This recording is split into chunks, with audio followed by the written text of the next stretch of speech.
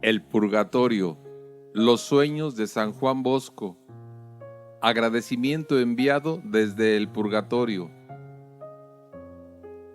En un salón de Roma, donde se reunían para conversar unos extranjeros, cayó la conversación sobre fenómenos de orden espiritual, la doble visión, los sueños proféticos, las apariciones de los muertos, etc.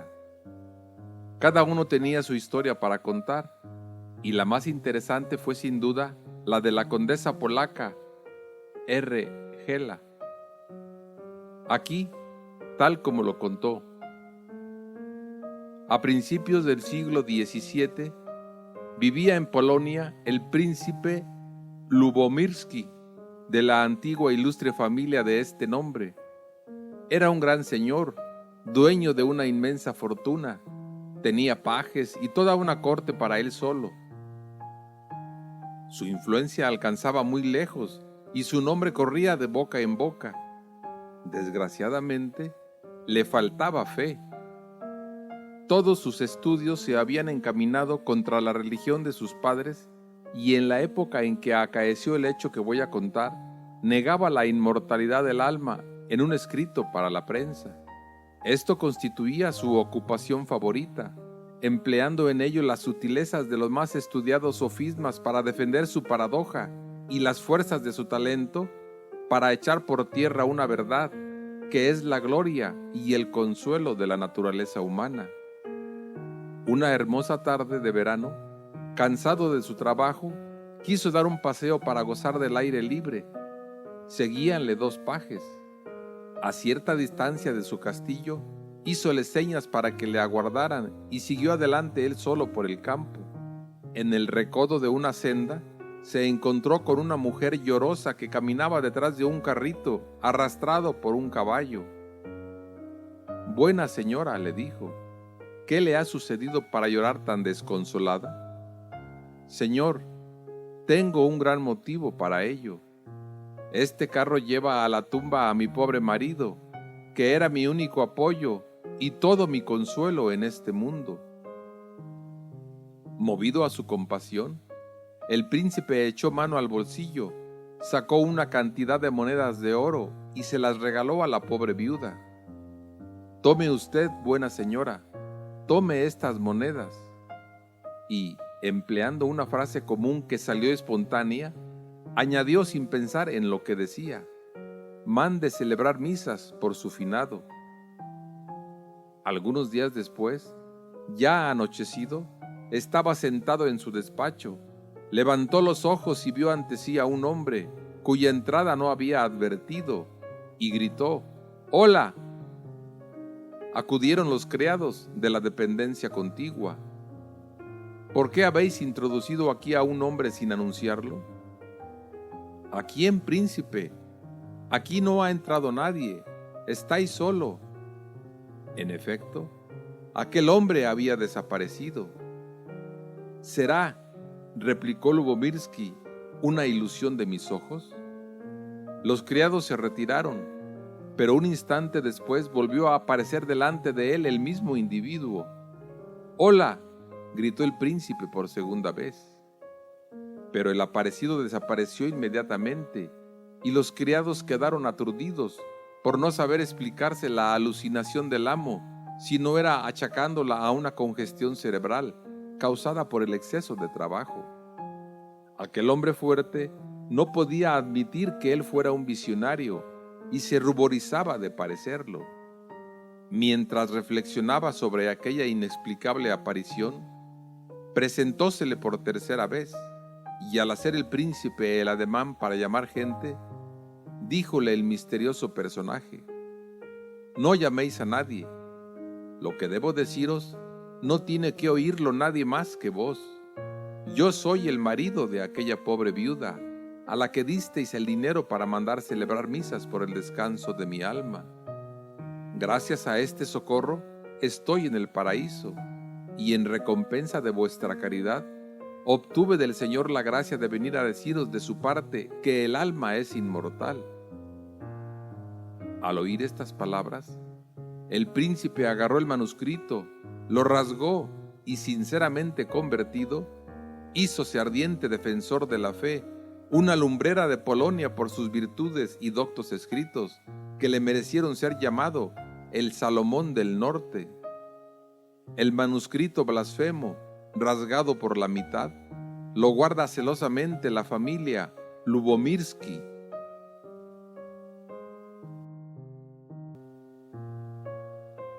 El purgatorio. Ayer noche, mis queridos hijos, me había acostado y no pudiéndome dormir, pensaba en la naturaleza y modo de existir del alma, cómo estaba hecha, cómo se podía encontrar y hablar en la otra vida separada del cuerpo, cómo se trasladaría de un lugar a otro, cómo nos podremos conocer entonces los unos a los otros, siendo así que después de la muerte solo seremos espíritus puros. Y cuanto más reflexionaba sobre esto, tanto más misterioso me parecía todo. Mientras divagaba sobre estas y otras semejantes fantasías, me quedé dormido y me pareció estar en el camino que conduce a... y nombró la ciudad, y que a ella me dirigía. Caminé durante un rato, atravesé pueblos para mí desconocidos, cuando de pronto sentí que me llamaban por mi nombre. Era la voz de una persona que estaba parada en el camino. «Ven conmigo», me dijo. «Ahora podrás ver lo que deseas». Obedecí inmediatamente. Aquella persona se movía con la rapidez del pensamiento, y lo mismo yo. Caminábamos sin tocar con los pies el suelo. Al llegar a una región que no sabría precisar, mi guía se detuvo. Sobre un lugar eminente se elevaba un magnífico palacio de admirable estructura. No sabría puntualizar sobre una montaña o en el aire, sobre las nubes. Era inaccesible y no se veía camino alguno para subir. Sus puertas estaban a una altura considerable. «Mira, sube a ese palacio», me dijo mi guía. «¿Cómo hacerlo?», exclamé. «¿Cómo subirme? Aquí abajo no hay entradas y yo no tengo alas». «Entra», me dijo el otro en tono imperativo. Y viendo que yo no me movía, añadió: «Haz como yo, levanta los brazos con buena voluntad y subirás. Ven conmigo». Y diciendo esto, levantó en alto las manos hacia el cielo. Yo abrí entonces los brazos y ligera nube, y heme aquí entonces los brazos, y al instante me sentí elevado en el aire como una ligera nube. Y heme aquí a la entrada del gran palacio. El guía me había acompañado. «¿Qué hay dentro?», le pregunté. «Entra, visítalo y verás. En una sala al fondo encontrarás quien te explique». El guía desapareció, y yo, habiéndome quedado solo y guía de mí mismo, entré en el pórtico, subí las escaleras y me encontré en un departamento verdaderamente regio.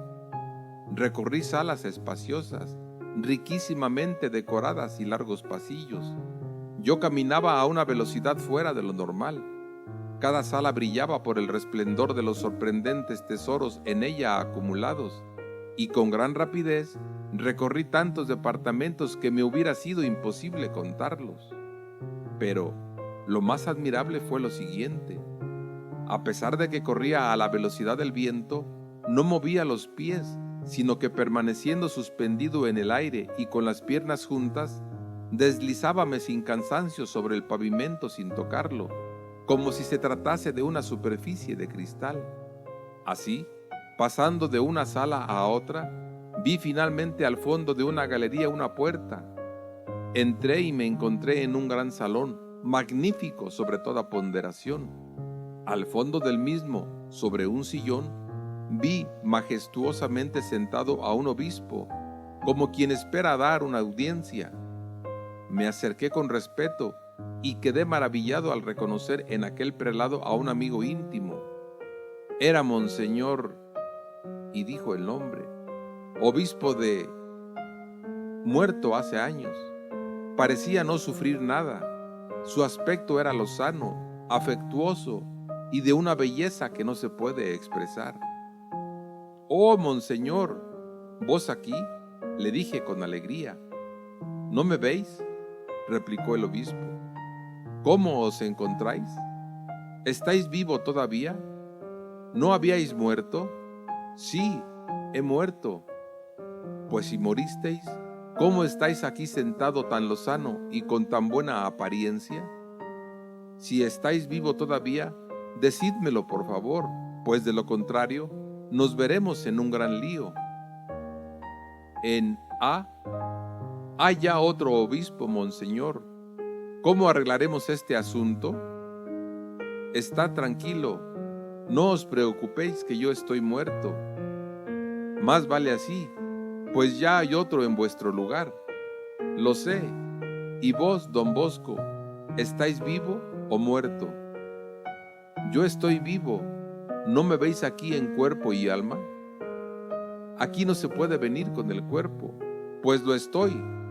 Eso os parece, pero no es así. Y al llegar a este punto de la conversación, comencé a hablar muy deprisa, haciendo pregunta tras pregunta, sin obtener contestación alguna. ¿Cómo es posible, decía, que estando yo vivo pueda estar aquí con vos que estáis muerto? Y tenía miedo de que el prelado desapareciese. Por eso comencé a decirle en tono suplicante: Monseñor, por caridad no os vayáis. Necesito saber tantas cosas. El obispo, al verme tan preocupado, me dijo: no os inquietéis de ese modo. Dijo: estad tranquilo, no lo dudéis. No me iré, hablad. Decidme, monseñor, ¿os habéis salvado? Miradme, contestó. Observad cuán fuerte, lozano y resplandeciente me encuentro. Su aspecto verdaderamente me daba cierta esperanza de que se hubiera salvado, pero no contestándome con eso, añadí: decidme si os habéis salvado, sí o no. Sí, estoy en un lugar de salvación, pero ¿estáis en el paraíso gozando de Dios o en el purgatorio?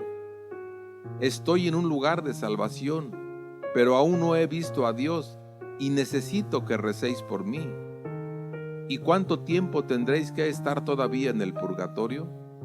Mirad aquí, y me mostró un papel añadiendo: leed.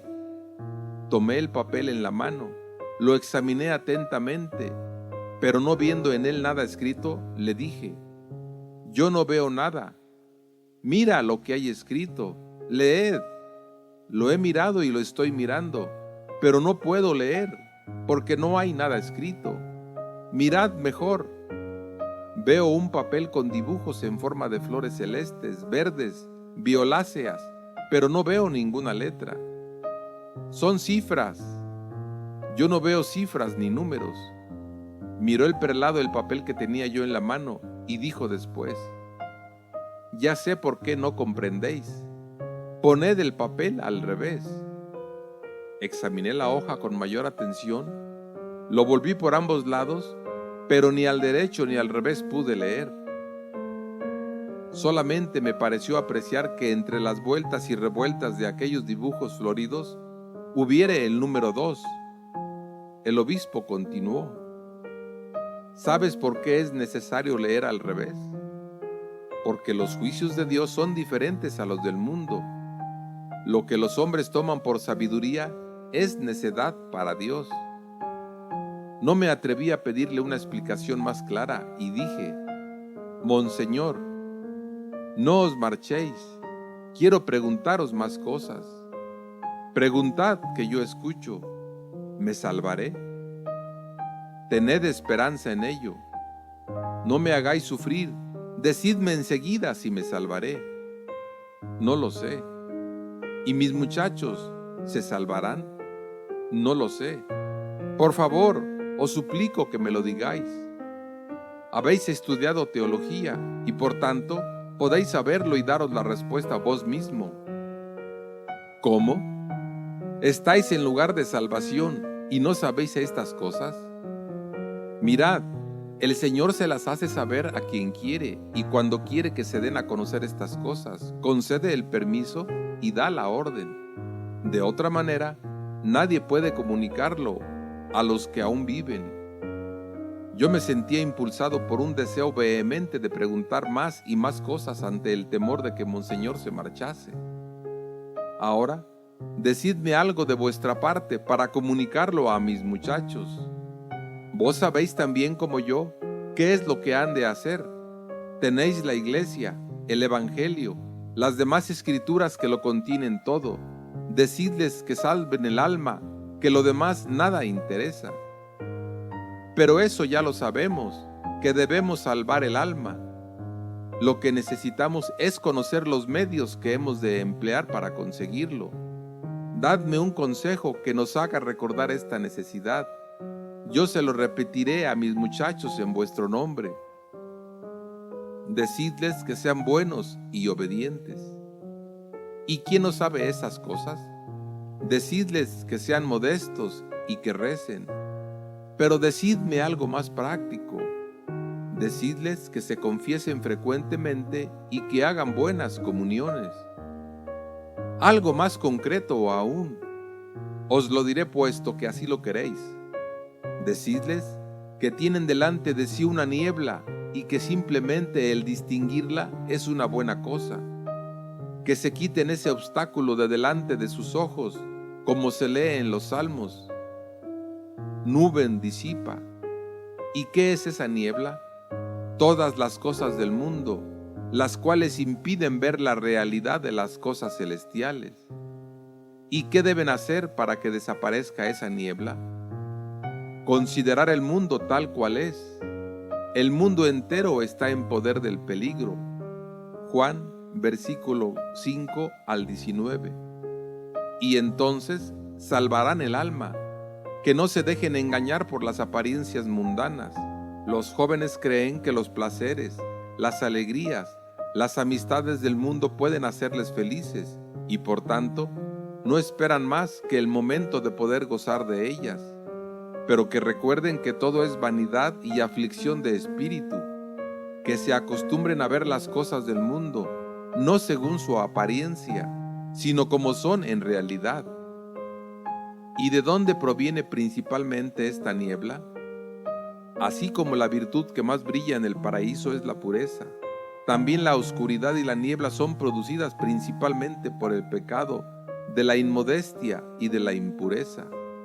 Es como un negro y densísimo nubarrón que priva de la vista e impide a los jóvenes ver el precipicio que les amenaza con tragárselos. Decidles pues que conserven celosamente la virtud de la pureza, pues los que la poseen florecerán junto como lirio en la ciudad de Dios. ¿Y qué se precisa para conservar la pureza? Decídmelo, que yo se lo comunicaré a mis jóvenes de vuestra parte. Es necesario el retiro, la obediencia, la huida del ocio y la oración. Y después, oración, fuga del ocio, obediencia, retiro. ¿Y nada más? Obediencia, retiro, oración y fuga del ocio. Recomendadles estos medios que son suficientes. Yo deseaba preguntarle muchas cosas más, pero no me acordaba de nada, de forma que apenas el prelado hubo terminado de hablar, en mi deseo de repetiros aquellos mismos consejos, abandoné precipitadamente la sala y corrí al oratorio. Volaba con la rapidez del viento, y en un instante me encontré a las puertas de nuestra casa. Seguidamente me detuve y comencé a pensar: ¿por qué no estuve más tiempo con el obispo D? Me habría proporcionado nuevas aclaraciones. He hecho mal dejándome perder tan buena ocasión. Podría haber aprendido tantas cosas hermosas. E inmediatamente volví atrás con la misma rapidez con que había venido, temeroso de no encontrar ya a Monseñor. Penetré pues de nuevo en aquel palacio y en el mismo salón. Pero qué cambio se había operado en tan breves instantes. El obispo, palidísimo como la cera, estaba tendido sobre el lecho.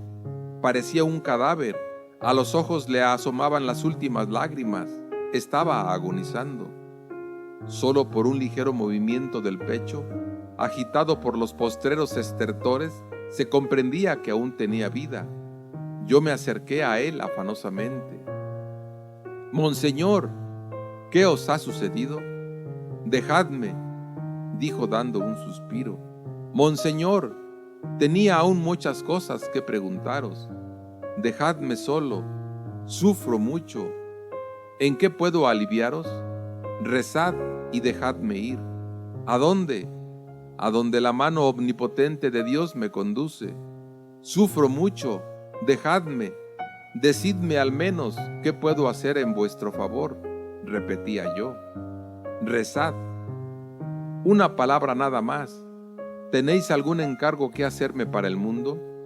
¿No tenéis nada que decir a vuestro sucesor? Id al actual obispo y decidle de mi parte esto y esto. Las cosas que me dijo no os interesan a vosotros, mis queridos jóvenes. Por tanto, las omitiremos. El prelado prosiguió diciendo: decidles también a tales y tales personas estas y otras cosas en secreto. Don Bosco cayó también estos encargos, pero tanto estos como los primeros parece que se referían a avisos y remedios para ciertas necesidades de aquella diócesis. Nada más, continué yo, decid a vuestros muchachos que siempre los he querido mucho, que mientras viví siempre recé por ellos y que también ahora me acuerdo de ellos, que rueguen por mí.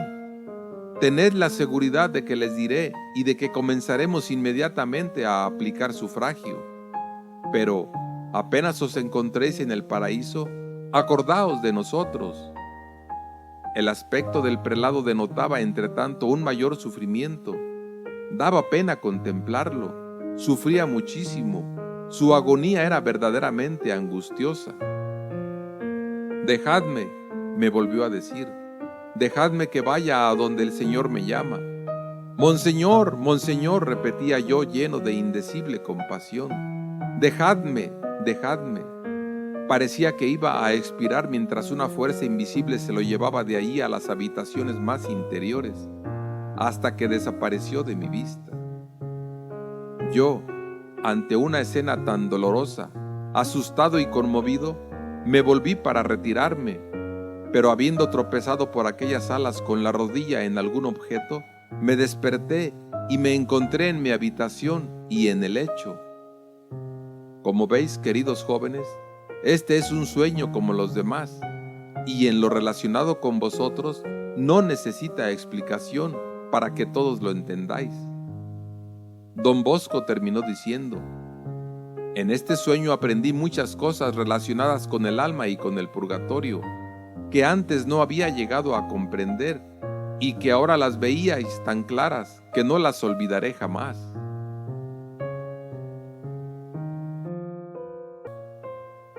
Aparición del alma de un padre a su hijo irreligioso. Don Bosco contaba a los alumnos la aparición del alma de un padre a su hijo irreligioso. Un hombre de unos 35 años, viudo, padre de 2 hijos, vivía en Turín con su anciana y buena madre. Su vida no era la de un buen cristiano, era irreligioso y blasfemo.